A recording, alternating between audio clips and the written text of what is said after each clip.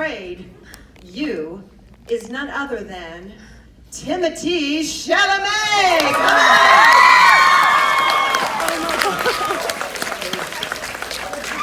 Give him a big welcome to Dallas. Come on, y'all.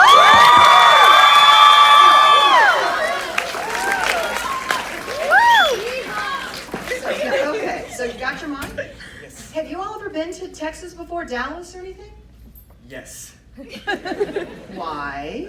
I got some family in Dallas, actually, that I did not hit up about the screening. So, oh, there you go, you guys right there? No, you're not. No, you're not. So, we're not going to tell them that we're all here. And, no, I got some family out here, and I shot a movie in Austin a couple years ago, so. Okay, and of course, Nick, have you been here before? I've been here before, but I'm happy to be here now also. Well, congratulations on Beautiful Boy. We all just saw this movie. Amazing. But this didn't come easy, did it? I mean, this took a long time for your book and your father's book to actually be made into a movie. Can you kind of give us a little background on that, Nick? Yeah. I mean, I wrote my book Tweak when I was only 22 years old, actually, and then my dad wrote his book around the same time, and they came out. It was 10 years. I was 25 when they finally came out, so it's like 10 years ago. And immediately we had people that were interested in potentially like making it as a movie, but it wasn't until we met the producers from Plan B Productions that we really started to feel like, I don't know, we had a connection with them, and it really felt like they wanted to tell this movie kind of in the right way and really do it and make it really authentic and truthful. And then we met the director, Felix von Groningen, maybe a couple years ago. And then, when I met Timmy, it just was like, I don't know, I feel like the moment that kind of he sat down with me the first time, like it just felt so right. And I know he just was so committed to doing this in the right way and making sure that he didn't sort of fall back on cliches, but was really just telling this story of like a human being that becomes addicted to drugs in this way. And I couldn't be happier with how it turned out. Timmy, we can say Timmy. That's kind of intimate, isn't it? So is that okay? Yes. Timmy? Yes. So, how did you get involved? You're playing a real person. You're sitting by this person who you played. That's a big, big responsibility. Yeah, absolutely. It's big, it's the, I've said this to you before, I was most anxious for Nick to see it and David as well, but really Nick, because I can only imagine what it's like to have someone playing you, and if it didn't feel accurate, how much of a transgression that would feel like.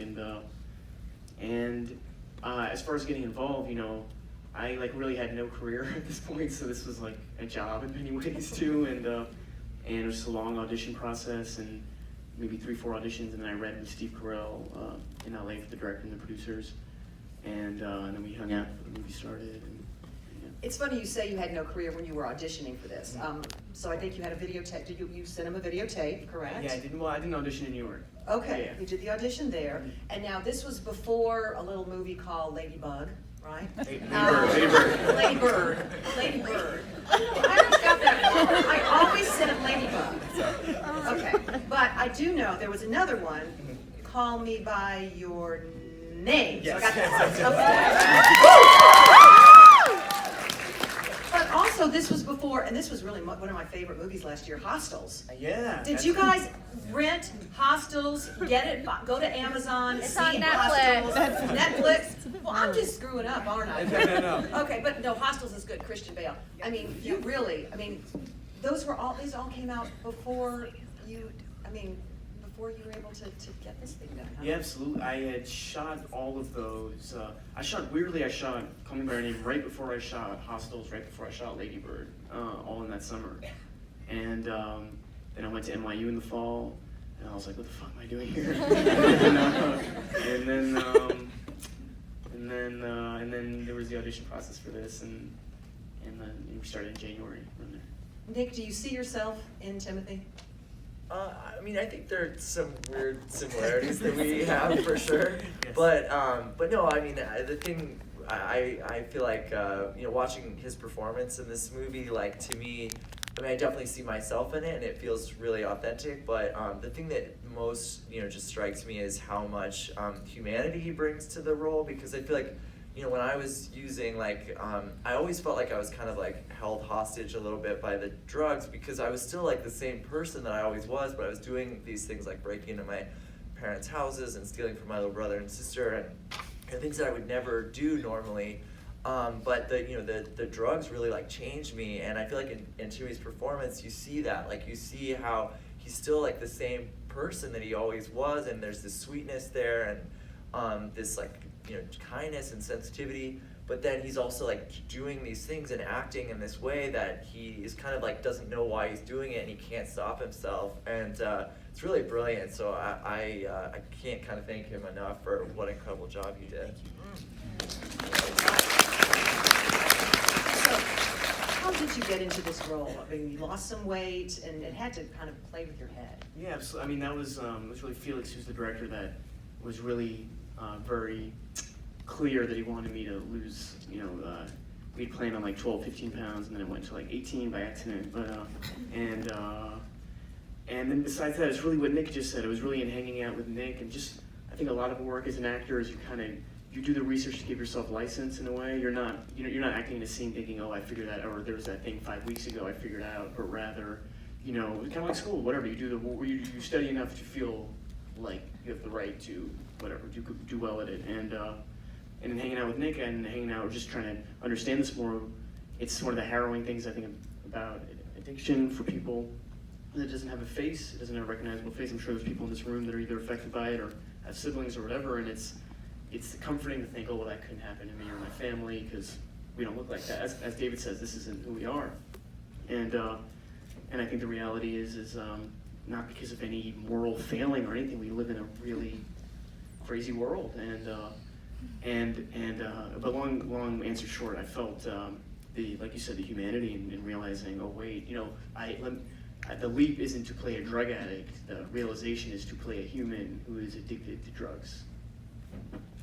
One of the things that I thought was so moving, and I'm sure you all would felt the same way, was how drug addiction affects the family, the children, the new wife, you know, the other. I mean, every single person is affected, and I really felt that is portrayed so well in this. It's Felix. I mean, it's Nick and David's books, and it's Felix doing a thing. Like Felix did a really. Yeah, the director was amazing, and it's cool. I don't know if you noticed in the end, but it credits that my little brother had just graduated from college when the movie was going into production. He needed a job, also like Timmy, and so they let him be a PA on the movie, a production assistant, and you know, so he just was like doing work for the movie, but then the production designers saw his artwork and were really like impressed by it, and so they asked if he wouldn't mind doing the journals that, you know, that are my journals in the movie. So, you know, it's really cool, like watching it, that scene where Steve is looking through the journal. You see those drawings, and they're my little brother's drawings, and, you know, I think they feel really like authentic, and it makes that scene kind of have so much more meaning for me, but I think also just for the audience. And it's cool. It's like you see the way that our family has kind of been able to come back together through this process. I'm super, super grateful for it, and that is a message that we really want to like spread as we're sort of going out with this movie. Is like, it is possible to heal. It's possible to come back together, you know, no matter how far down, you know, we fall. As long as we're still alive, you know, we can keep putting one foot in front of the other, and, you know, keep sort of trying, and eventually, you know, it's possible to really have an amazing life even after going down that far. Were you on the set during the filming? I did go one day only, actually, because it was hard to watch. Like, the day that I came, I think, was when Timmy was telling his parents, or it's hard to talk about, but when the son is telling his parents like how much drugs he's been using when he's in the rehab, and you know, it's so intense. Like when Timmy's doing that scene as an actor, like he's crying at every take. Like I don't know how he does that, but you know, because they do it over and over and over again, and each time he just brings that same amount of emotion to it, and it was so tough to watch that I just felt like I couldn't do it, because it was just so hard to kind of relive it, because it felt so real. But it was also very impressive to watch him work. So did Steve Carell at least maybe keep things light? No? I mean, yes and no. Not because of his precedent or like his work, but rather because he was like the lead of the movie and he set that tone. And it wasn't light, but also I think everyone on set was aware of the trap of like self-seriousness, or like we need to all be throwing ourselves into walls to make this work. Like, but rather, it's like there's an old, what's like that Dustin Hoffman acting story where someone says he's like running around a park and because there's a jogging scene or something, and the other actor's like, you ever tried acting, you know, so I felt there was a truth to that. Like, I didn't want it ever to be masochistic, because again, it's really clear in Nick's book and also in David's book. There's an awareness of what, you know, that was life. It wasn't like we're in a drama. And that's one of Steve's. It's one of my favorite things that Steve says. He says about like The Office or any of the comedy stuff he's done. He's like, you know, people in a comedy don't realize they're in a comedy, and it's crazy even going back to watch The Office now. There are things where like in the scenes where on the page you can imagine it was really out there or something, and he does it with such a, I don't know, you buy it each time, man. Yeah. He means it. I mean, that's Yeah, it. he You means gotta it. He mean commits. Yeah, he really commits to it. Yeah.